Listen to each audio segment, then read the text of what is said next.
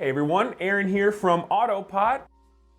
AutoPot systems are incredibly reliable and beginner friendly. If they're set up correctly, that is. Let's take a look at the top 5 mistakes new growers make and how to avoid them.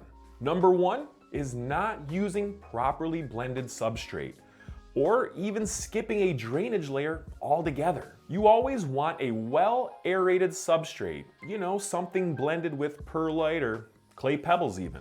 A blended mix increases oxygen throughout the entire root zone, helps media dry back slightly in between those aquavalve cycles, and makes the system far more forgiving for beginners. We generally recommend coming close to a 50-50 substrate blend. On top of that, you need a drainage layer, either AutoPot's air bases or around an inch of chunky perlite, clay pebbles, or any other inert media. The goal of this is to elevate your substrate above the tray's max fill line, because your substrate should never just be sitting in water.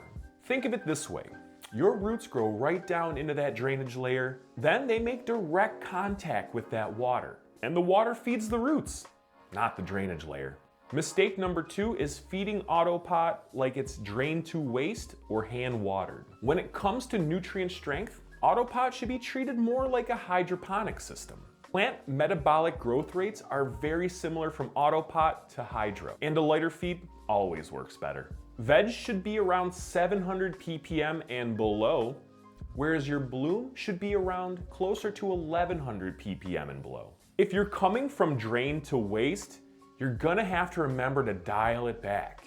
Lighter feed equals healthier plants in AutoPot. Number 3, turning your system on too early. You want a well-established root zone before turning on your system. Bigger roots mean better performance and better yields. A good rule of thumb is to wait until those leaves extend past the rim of the pot before turning your system on. If you turn it on too early, the tray's just gonna fill with water, your pot's gonna sit in it, your medium becomes saturated, those poor little plants can't even drink fast enough, and your aquavalve is going to cycle very slowly. But don't worry, the fix is simple.